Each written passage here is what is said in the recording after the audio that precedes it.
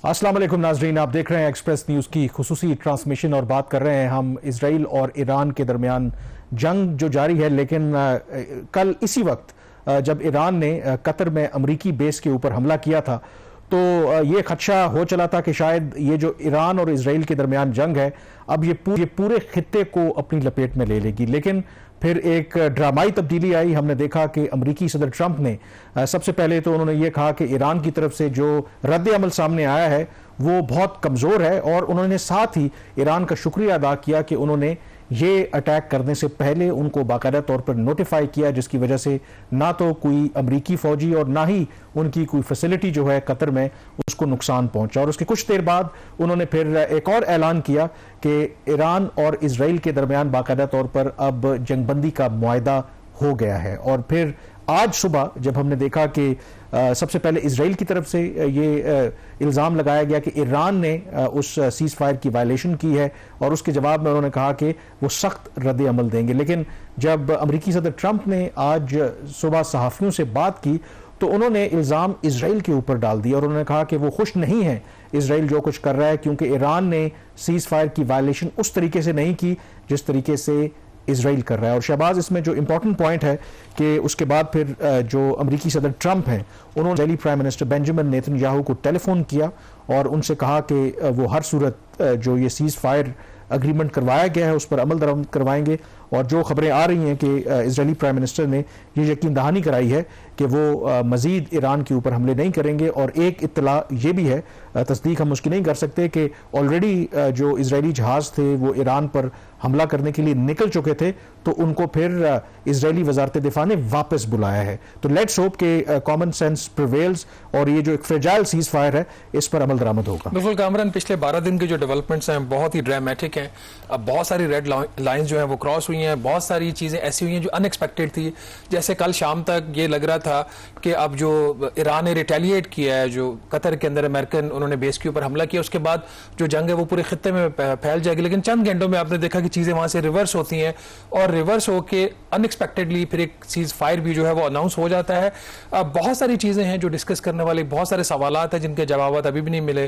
बिल्कुल आपने सही कहा कि फ्रेजाइल सीज फायर है, लेकिन इल्ज़ामात दोनों पार्टी एक दूसरे के ऊपर लगा रही। जो ज़्यादा इंपॉर्टेंट है कि प्रेसिडेंट ट्रंप ने क्या कहा है। बिल्कुल, और प्रेसिडेंट ट्रंप जिस तरीके से रिएक्ट कर रहे हैं, और उनके बारे में कहा यही जाता है कि वो अमेरिका के सदर नहीं है बल्कि वो बादशाह हैं, और किसी बादशाह की आप प्राइड को हर्ट करेंगे तो वो फिर रिएक्ट भी करेंगे। तो इस पर मजीद बात करने के लिए हमें ज्वाइन किया अभी सरदार मसूद खान साहब ने। पाकिस्तान के बड़े मंजे हुए सिफारतकार हैं, पाकिस्तान के सफ़ीर रह चुके हैं अमेरिका में और यूनाइटेड नेशंस में। बहुत शुक्रिया सरदार मसूद खान साहब इस खुसूसी ट्रांसमिशन में ज्वाइन करने के लिए।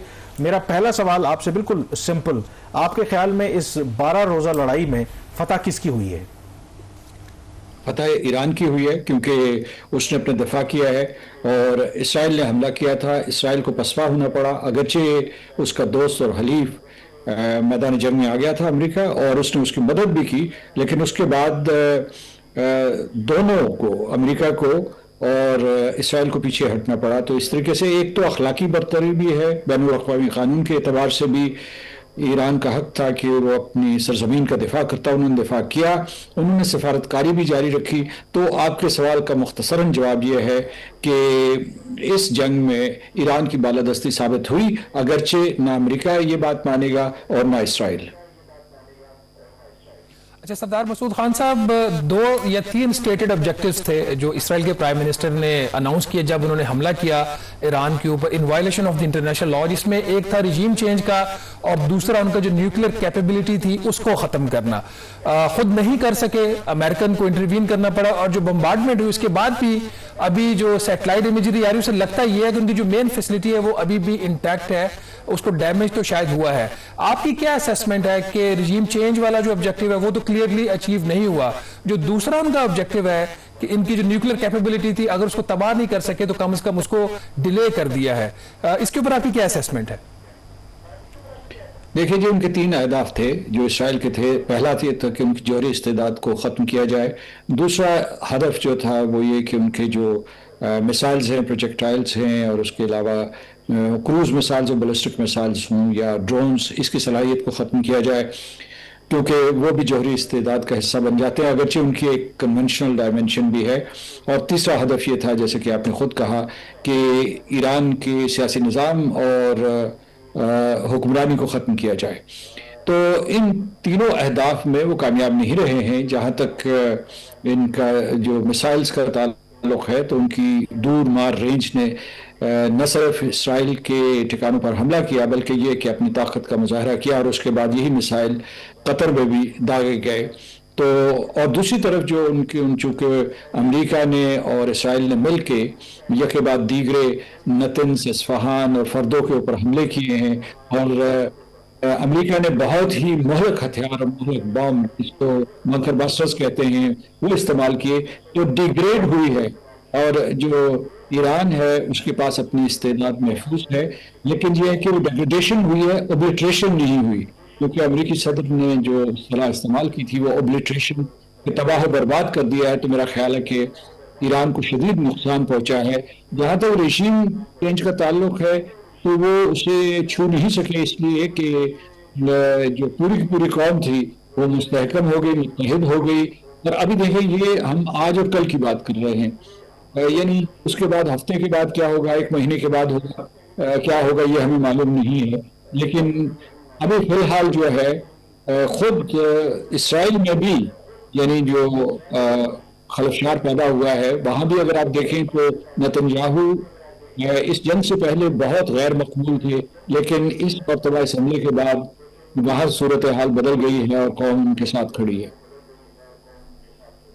अच्छा सरदार मसूद खान साहब, यहाँ पर जो इम्पोर्टेंट नुकता है, बिल्कुल आप ठीक कह रहे हैं कि एक हफ्ते के बाद, महीने के बाद क्या होता है ये अभी हमें नहीं पता, क्योंकि एक न्यू नॉर्मल तो सेट हुआ है। लेकिन गिवन द फैक्ट कि मौजूदा जो अमेरिकी सदर हैं वो अनप्रिडिक्टेबल हैं, और एक चीज जरूर है कि वो कहा जाता है, अपने आप को कहते हैं कि वो मैन ऑफ पीस, और कुछ लोगों का ख्याल है कि जो इसराइल ने उनको ड्रैग किया इस जंग में, और फिर जो 45 साल अमेरिका की पॉलिसी थी ईरान के ऊपर बराह रास्त हमला ना करने वाली, उसको तर्क किया। बट जो रिएक्शन विद इन अमेरिका उनको फेस करना पड़ा, उसके बाद क्विकली उनको रियलाइज हुआ कि probably he made a mistake. So do you think कि ये एक इंश्योरेंस हो सकती है इसराइल के ऊपर, एक सीरियस चेक हो सकता है अगर अमेरिकी सदर ट्रंप चाहते हैं कि उनको नोबेल प्राइज मिले? क्योंकि आज अगर आपने उनकी गुफ्तगू सुनी हो तो बहुत कम होता है कि कोई अमेरिकी प्रेसिडेंट पब्लिकली इसराइल से मुतालिक नाराजगी का इजहार करे, लेकिन आज उन्होंने वो पब्लिकली किया। इससे पहले कि मैं इस सवाल का जवाब दूं, आप दो चीज़ों को जहन में रखें, दो अनासर को। वो ये है, सबसे पहली बात ये है कि जंगबंदी तो हो गई है, लेकिन जंगबंदी को मॉनिटर करने के लिए कोई मैकेनिज्म मौजूद नहीं है। ना अमेरिका के हाथ में है, ना ईरान और इसराइल के दरमियान जो है, ना कोई अक़वाम मुत्तहिदा का रोल है, ना इंटरनेशनल एटॉमिक एनर्जी एजेंसी को कोई मैंडेट दिया गया है। तो बल्कि जो ईरान के इंटरनेशनल एटॉमिक एनर्जी एजेंसी के साथ ताल्लुकात थे वो भी ख़राब हो गए। और दूसरी बात यह है कि ये इस जंग से दोनों मुल्क शदीद दुश्मन बन के निकले हैं। यानी पहले भी दुश्मनी थी, लेकिन उसके बाद इस जंग के बाद उनकी दुश्मनी बढ़ गई है। तो जिसका मतलब यह है कि ईरान भी ये सोच रहा होगा और इसराइल भी, कि वो अपने नुकसानात का इजाला करें और फिर एक मरतबा जो है अस्करी सतह पर अपने आप को मजबूत करें। तो ये सिलसिला शुरू हो गया है, और ये रिपोर्टें आ रही हैं, इसराइल से ये रिपोर्टें आ रही हैं कि उन्हें जंग में तकरीबन $6 बिलियन का नुकसान हुआ, जिसमें ख़ास तौर से उन्होंने जो है अपना जो उनका फ़िज़ाई दिफाई निज़ाम था वो बहुत बुरे तरीके से दरम भरम हुआ है। और उन्होंने ये करना है कि उसमें जो डेविड स्लिंग थी या उनका आयरन डोम था, या उसके अलावा जो एरो 2 और 3 थे, उनको बहाल करना है। तो ये सारे दोनों ममालिक जो है अपने जो डिफेंस रिजर्व्स हैं या डिफेंस सलाहियत है उसको रीस्टॉक करने की कोशिश करेंगे। तो इस वजह से सदर ट्रंप का काम बहुत मुश्किल हो जाता है। ये जो इसराइल है उसने साबित किया कि वो ट्रिगर हैप्पी है, वो किसी वक्त भी हमला कर सकता है, और उसके चूंकि अहदाफ भी मुकम्मल तौर पर हासिल नहीं हुए। अलबत्ता इसराइल ने यह दावा किया है कि उसके और अमेरिका के मुश्तरका हमलों की वजह से उन्होंने ईरान की जौहरी सलाहियत को, हथियार बनाने की सलाहियत को 2-3 साल कम अज़ कम पीछे धकेल दिया। अगर ये सूरत हाल है तो फिर एक किस्म का बहुत ही फ्रैजाइल तवाज़ुन कायम हुआ है, जिससे उम्मीद की जा सकती है कि जंगबंदी बरकरार रहे।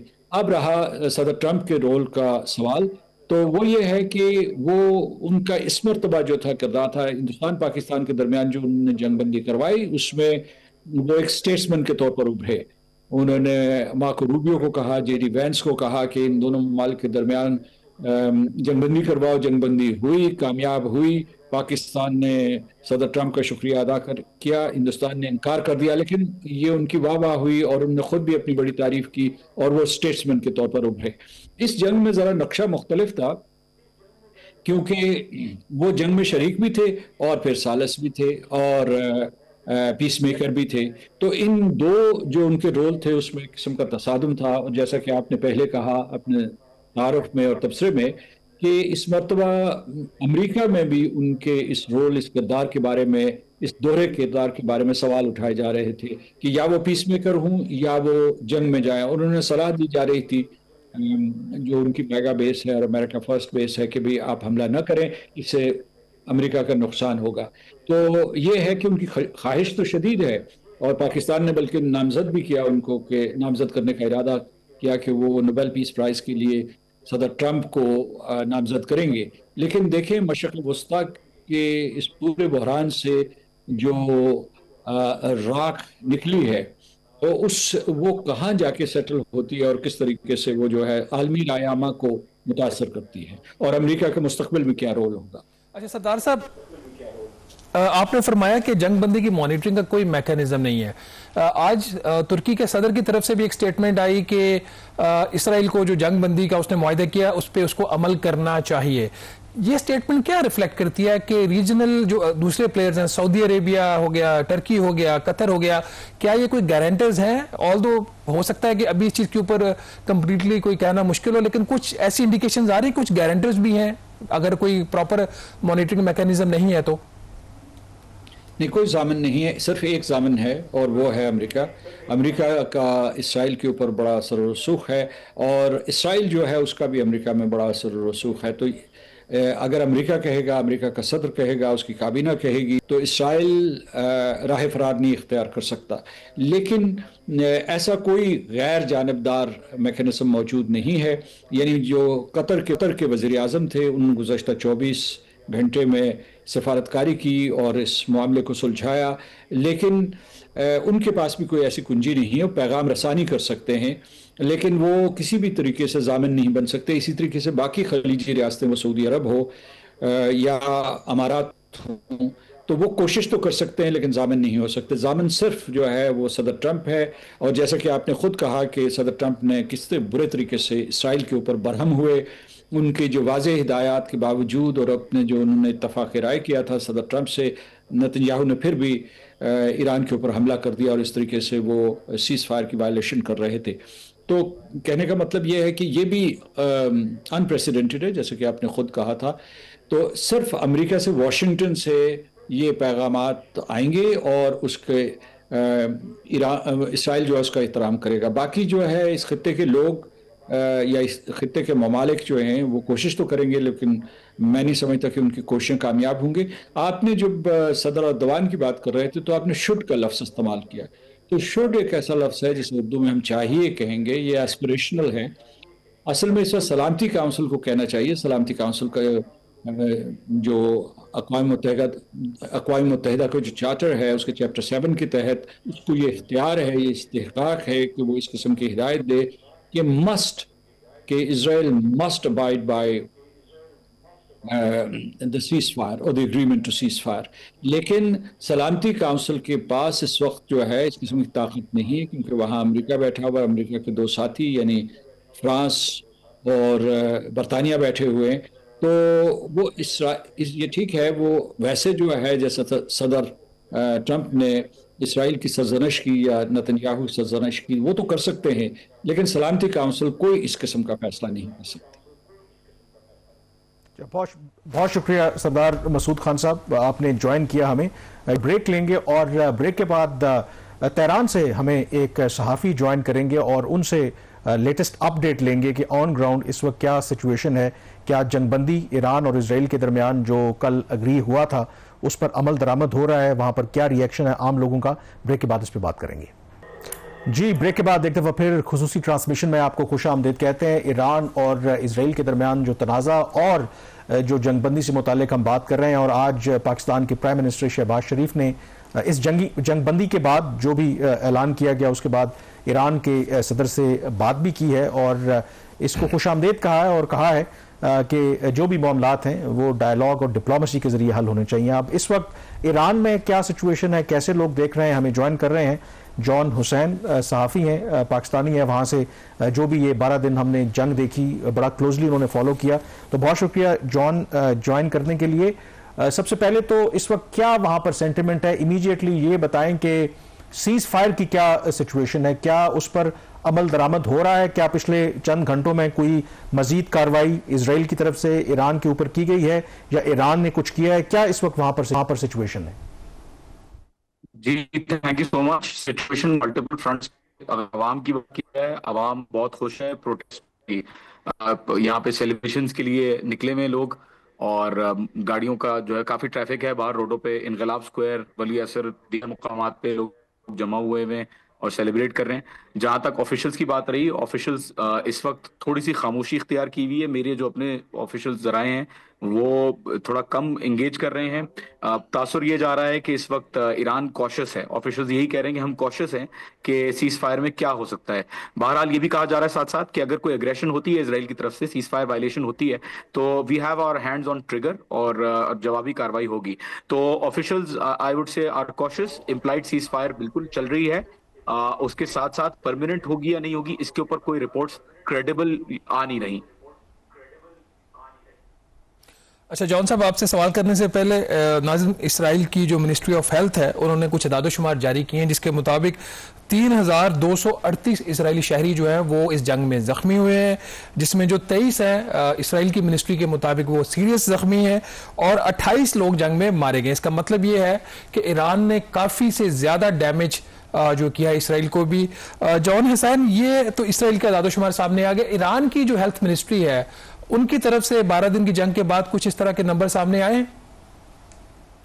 देखिए, अनऑफिशियल अगेन नंबर्स जारी किए जा रहे हैं हेल्थ मिनिस्ट्री के ऑफिशियल्स को वेरियस जराए कोट करते हुए कि इस वक्त 600 से ज्यादा लोग जो हैं वो यहाँ पे शहीद हुए हैं। उसके अलावा जो मैक्सिमम नंबर बताया जा रहा है इंजर्ड का, वो 5000 प्लस बताया जा रहा है। लेकिन इसको अभी तक क्रेडिबिलिटी के साथ, क्योंकि कंफर्मेशन ऑफिशियली नहीं आई है, रिपोर्ट तो किया जा रहा है बहरहाल, लेकिन कंफर्मेशन नहीं है। जो लास्ट स्टेटिस्टिक था वो 450 लोगों का नंबर था जो ऑफिशियली जो अग्री किया था हेल्थ मिनिस्ट्री ने, कि 450 लोग जो है वो शहीद हुए हैं और 3000 के करीब जो है वो जख्मी हैं। तो ये जो ऑफिशियल नंबर्स हैं वो मैं आपको बता सकता हूँ।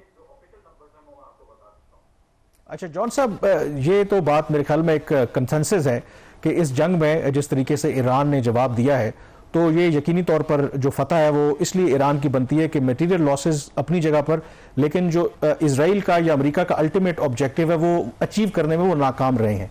But having said that, I am sure कि जब ये जंग की डस्ट सेटल डाउन होगी, कुछ ऐसे एरियाज, मसलन जब पहले दिन ईरान के ऊपर हमला किया गया, जो उनकी ईरान की मेन जो क़यादत थी, जिस तरीके से उनको असैसिनेट किया गया, उनके जो साइंटिस्ट हैं उनको टारगेट किया गया, तो बहुत से लोग ये कह रहे हैं कि जो ये ईरान के अंदर मुसाद जो इजराइल की खुफिया एजेंसी है वो एक ऐसा नेटवर्क बनाने में कामयाब हुई, और लोग नाम ले रहे हैं कि उसमें कुछ ईरान के लोग भी शामिल थे, अफगान मुहाजिरीन का भी नाम आ रहा है, और हमारा जो पड़ोसी मुल्क है भारत है उसका भी नाम आ रहा है। क्या सेंस है ऑन ग्राउंड, क्या ईरान के जो हुकाम है उनको इन चीज़ों का अदराक है? और क्योंकि ये जंग अभी टेम्परेरी सीज फायर खत्म तो नहीं हुई, तो इसके हवाले से भी कोई वहां पर बातचीत हो रही है कि इसको कैसे टैकल किया जाए?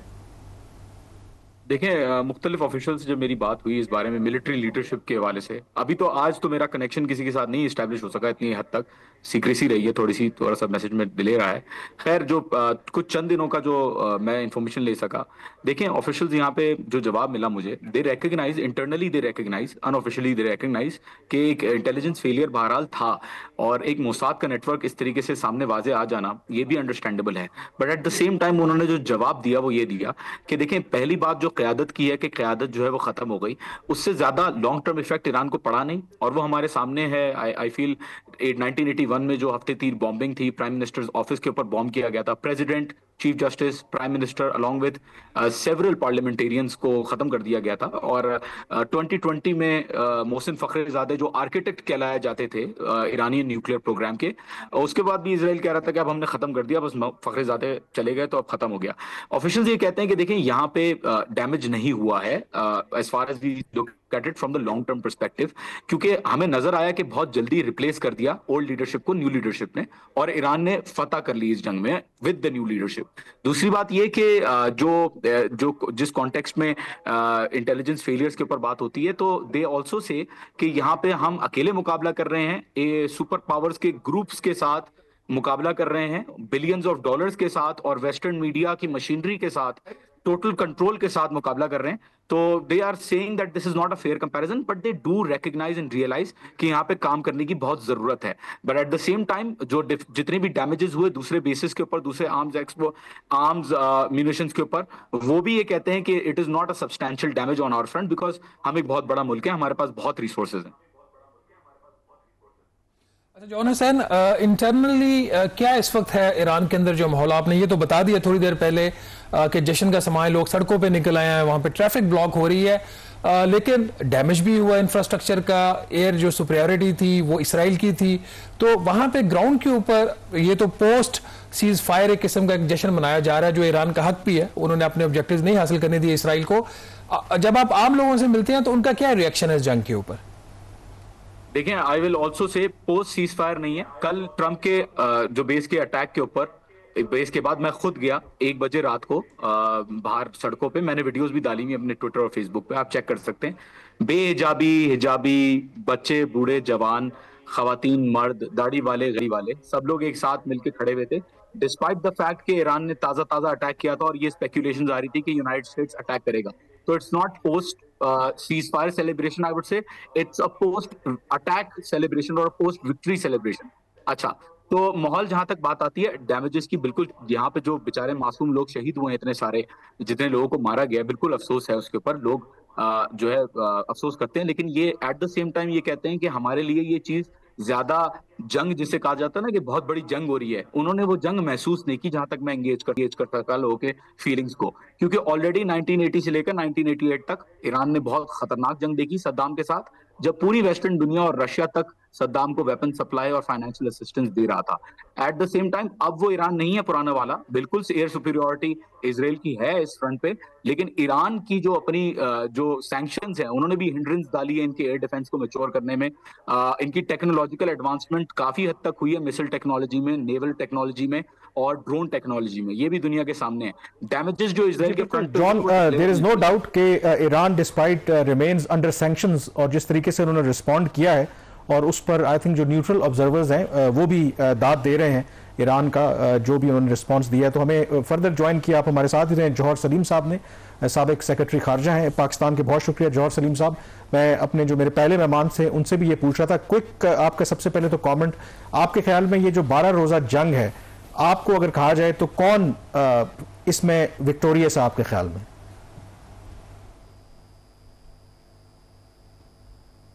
देखिए, मैं तो इसमें किसी को भी विक्टोरियस नहीं गिनूंगा, क्योंकि ये जंग उस तक की नहीं थी कि जहां पे कोई विक्ट्री और डिफीट थी। यहाँ पे ये 2 किस्म के इंटरेस्ट की जंग थी। इजराइल के पर्सपेक्टिव से उनके नेशनल इंटरेस्ट भी थे इसमें, और लेकिन साथ ही नेतन्याहू के पर्सनल इंटरेस्ट, क्योंकि उसकी पॉलिटिकल सर्वाइवल का मामला था, तो उसकी वजह से वो जाहिर है कि पिछले साल 1.5 साल से आपने देखा है कि वो गजा में भी जंग को तोल दे रहे हैं, और यहाँ पे भी उनका मकसद ये था कि इतनी ज्यादा वो अपने लिए किस्म की ट्रॉफीज जमा कर लें, ये जिससे उनका वहां पे पब्लिक ओपिनियन चेंज हो जाए इजराइल के अंदर। ये मकसद था, और क्योंकि वहां पे उनकी पोजीशन काफी कमजोर है, कोर्ट केसेस भी हैं, अभी एक वोट से उनकी गवर्नमेंट बची है, और खतरा है कि इलेक्शन हुए तो वो हार जाएंगी। चीजें कर रहे हैं कि शो करने के लिए अपनी पब्लिक को कि जी मैं देखें इसराइल को मैं कितना सिक्योर कर रहा हूँ, वो सारी चीजें कर रहा हूँ जो कि मेरे से पहले कोई नहीं कर सका। तो एक तो ये था। अब अगर उनके वैसे स्टेटेड ऑब्जेक्टिव्स की बात करें तो इजराइल की तरफ से देखें, अगर उसमें अमेरिका भी, बिकॉज उनकी आपस में कोऑर्डिनेशन शामिल थी, तो 3 थे। एक तो ये था कि न्यूक्लियर प्रोग्राम जो है इनका डिस्टर्ब करना, बिकॉज उनके ख्याल में, उनके पर्सपेक्टिव में ईरान एक ब्रेकआउट कैपेसिटी के नजदीक था, तो वो उससे उसको दूर करना चाहते हैं। तो वो ये समझ रहे हैं, और ये उनके एनालिस्ट भी यही कह रहे हैं कि पहले अगर ईरान उससे लेट्स से चंद माह दूर था तो अब वो चंद सालों पे आ गई है। तो एक तो वो डिस्ट्रप्शन उनका मकसद था, और इसी के लिए ये जो बंकर बस्टर्स अमेरिका ने जो गिराए हैं, ये इनफैक्ट बंकर बस्टर्स की वो जनरेशन है, वो वर्जन है जो स्पेशली इन्हीं जो है न्यूक्लियर इंस्टॉलेशंस के लिए डिजाइन किया गया। तो एक तो ये, दूसरा उनका मकसद था कि जो ईरान की एक रीजनल पावर के तौर पे एक प्रोजेक्शन है, पावर प्रोजेक्शन, तो उसको कटेल किया जाए। उसमें उन्होंने वो सारे ग्रुप्स जो है उनके मज़ामती ग्रुप्स एक एक करके जो है उनको बहुत ज्यादा कमजोर किया, जिस तरह हिजबुल्लाह है, हमास है। फिर जी जॉर्ज सलीम साहब, आवाज क्योंकि अभी जो बाकी है डिस्ट्रप्शन है, तो यहाँ पर हम ब्रेक लेंगे। ब्रेक के जॉर्ज सलीम साहब से और जॉन हुसैन साहब से हमारी डिस्कशन जो है वो जारी रहेगी। जी ब्रेक के बाद देखते हुए फिर आपको एक्सप्रेस न्यूज़ की खुसूसी ट्रांसमिशन में खुश आमदेद कहते हैं। जॉर्ज सलीम साहब साबिक सेक्रेटरी खारजा हमारे साथ मौजूद हैं, उनसे हम बात कर रहे हैं ईरान और इजराइल के दरमियान ये तनाज़ा और जो जंगबंदी की बातें हो रही हैं। कल सदर ट्रंप ने और फिर कतर ने एक रोल प्ले किया ये जंगबंदी करवाने में। तो जॉर्ज सलीम साहब थोड़ा सा पाकिस्तान के किरदार के हवाले से भी बात कर रहे हैं, क्योंकि ईरान हमारा पड़ोसी मुल्क भी है, लेकिन ओवरऑल एक सेंसिटिविटीज़ भी इन्वॉल्व थी। जिस तरीके से जो field marshal during this crisis उन्होंने वाइट हाउस का दौरा किया, तो यहाँ पर कुछ क्रिटिसिज्म भी हो रहा था कि क्या जो हमारी टाइमिंग है वो ठीक है या हमारी जो पॉलिसी है वो बेहतर है। अब जब ये डस्ट सेटल हो रही है और अपेरेंटली होपफुली ये सीज फायर जो है वो प्रिवेल करेगी, पाकिस्तान की आप पॉलिसी को विद रिगार्ड्स टू ईरान किस तरीके से देखते हैं? Do you think that we have played our cards well? जी बिल्कुल, मैं समझता हूँ कि जो हमारी पॉलिसी में कंसिस्टेंसी रही है, क्योंकि ईरान पे जो हमारी पोजीशन है वो लॉन्ग स्टैंडिंग पोजीशन है, वो दहाइयों पुरानी है। इस न्यूक्लियर इशू पे भी हम ये कहते हैं इस पे कि ये जो न्यूक्लियर इशू है, क्योंकि ईरान खुद कहता है कि वो nuclear capability, weapons capability let's say कि नहीं हासिल करना चाहते, और हम समझते हैं कि क्योंकि वो नहीं हासिल करना चाहते और शायद ये इस खत्ते के लिए अच्छा भी नहीं होगा, लेकिन जो ये इशू है हल होना चाहिए पुरअमन मुज़ाकरात के जरिए, और ये बिल्कुल जो है मीनिंगफुल डायलॉग होना चाहिए, और उसके थ्रू इंटरनेशनल जो लॉज हैं, और उसमें जाहिर है IAEA भी एक पार्टी है, और बाकी जो है मुल्क जो कि समझते हैं कि क्योंकि ईरान जो है NPT का सिग्नेटरी है, और ये याद रहे कि पाकिस्तान कभी भी NPT का सिग्नेटरी नहीं रहा, तो एक नुमाया फर्क है इन दोनों मुल्कों में उस सेंस में। तो जब ईरान NPT का सिग्नेटरी है तो जाहिर है उसकी ऑब्लिगेशंस भी उसको मीट करनी है। तो साथ ही साथ हमारी ये भी पॉलिसीज पे हमेशा क्लियर रही है कि कोई ऐसी स्ट्राइक्स नहीं होनी चाहिए, ईरान की टेरिटोरियल इंटेग्रिटी किसी तरह से भी वायलेट नहीं होनी चाहिए, ईरान की सॉवरेनिटी नहीं वायलेट होनी चाहिए, कोई मिलिट्री मीन्स यूज नहीं करने चाहिए इस मसले को हल करने के लिए, कोई मिलिट्री इंटिमिडेशन नहीं यूज करनी चाहिए। और वही पॉलिसी जो है, देखें इस क्राइसिस के दौरान पाकिस्तान ने बहुत वाज़ेह उस पॉलिसी उस पोजिशन के ऊपर बेस्ड एक स्टैंड लिया, और ये उससे बहुत मुख्तलिफ था जो और दूसरे मुल्कों ने लिया, इस खत्ते के मुल्क भी।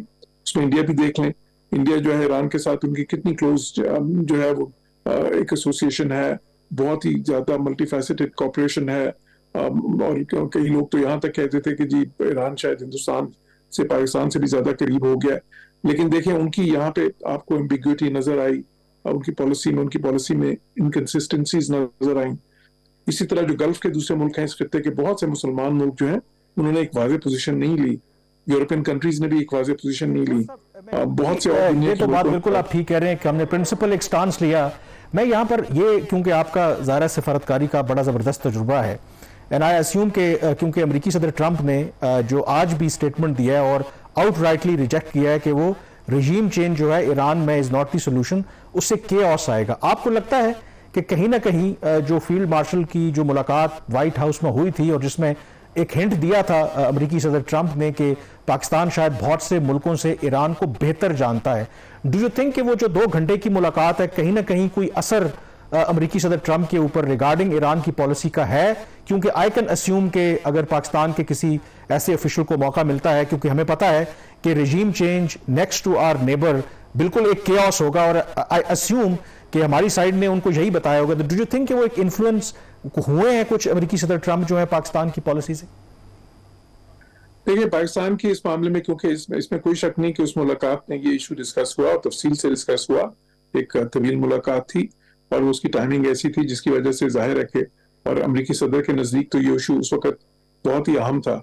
तो उन्होंने बिल्कुल पाकिस्तान का ये जो है ना हमारे इनसाइट जिसको कहते हैं ना इस पर ली होगी, और इसीलिए उन्होंने बाद में फिर ये मेंशन भी किया कि पाकिस्तान जो है वो ईरान को बहुत ज्यादा जानता है और हमारा जिस तरह का ताल्लुक है हिस्टोरिकल, फिर बहुत से इस खित्ते के जो मसाइल हैं, चैलेंजेस हैं, उसका भी पाकिस्तान को जिस तरह से इदराक है, और उन चैलेंजेस में ईरान भी किसी हद तक जो है पाकिस्तान दोनों के जो ऐसे चैलेंजेस हैं जिसमें हम सिर्फ शेयर कर, फॉर एग्जांपल अगर टेररिज्म है तो उसे दोनों मुल्कों को ही इक्वली खतरा है।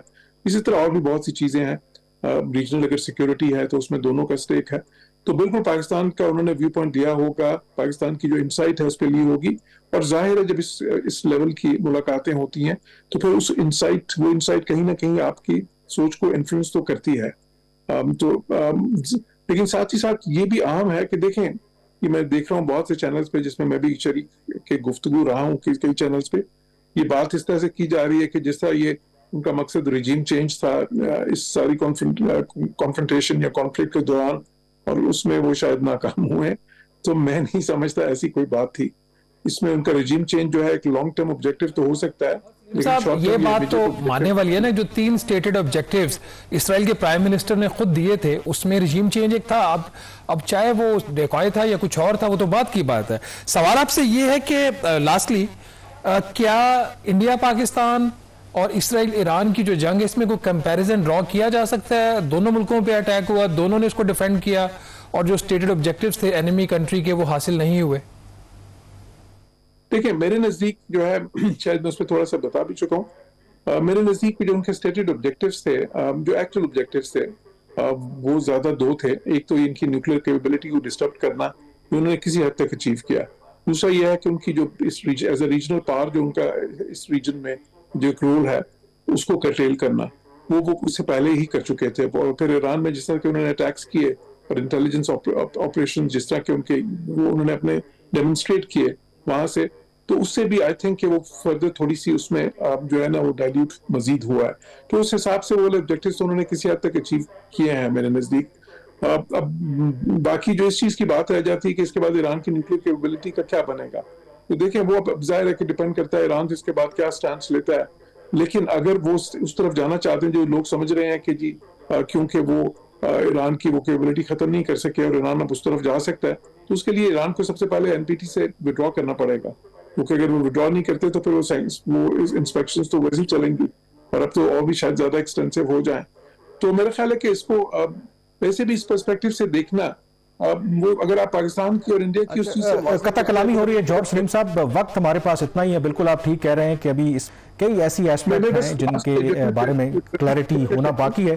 तो बहुत शुक्रिया जॉर्ज सलीम साहब, आपने ज्वाइन किया। यहाँ पर ब्रेक लेंगे, ब्रेक के बाद हमारी जो खुसूसी ट्रांसमिशन है इसको हम कंक्लूड करेंगे।